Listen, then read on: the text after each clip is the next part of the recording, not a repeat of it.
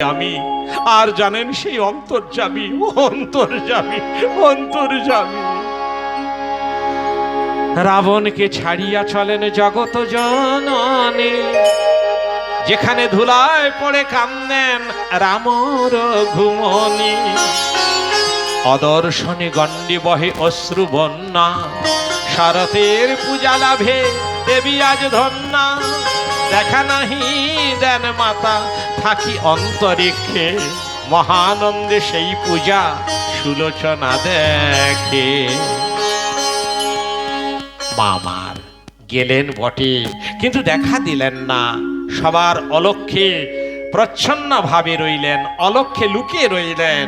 হ্যাঁ, সেই মায়ের প্রতিমা মূর্তির আড়ালে, সিংহবাহিনী দশপ্রহরণ ধারিণী মূর্তির আড়ালে মা আমার লুকিয়ে রইলেন।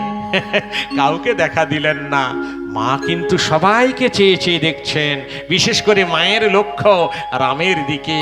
রামের কমল নয়ন থেকে অশ্রু বিগলিত হয়ে গালের উপর দিয়ে বুকে এসে পড়ছে, বুক নয়ন অশ্রুতে ভেসে যাচ্ছে। মা আমার মৃদু মৃদু হাসছেন আর বলছেন, ডাকো রাম ডাকো, তুমি তো বেশ মা মা বলে আমার পূজা অর্চনা করতে পারো, তুমি তো বেশ আমায় আমায় ডাকতে পারো, তুমি তো কাঁদতে পারো। জগৎ সংসারকে মায়ার শৃঙ্খলা বেঁধে কাঁদাচ্ছ, আমার জন্য একটু কাঁদো, তারপর আমি তোমায় দেখা দেব। তোমার চোখের জল দেখতে আমার বড্ড ভালো লাগছে, এখন আমি তোমায় দেখা দেব না। হ্যাঁ, এইভাবে মা আড়ালে দাঁড়িয়ে দাঁড়িয়ে রামের শোকমূর্ছনা দেখছেন।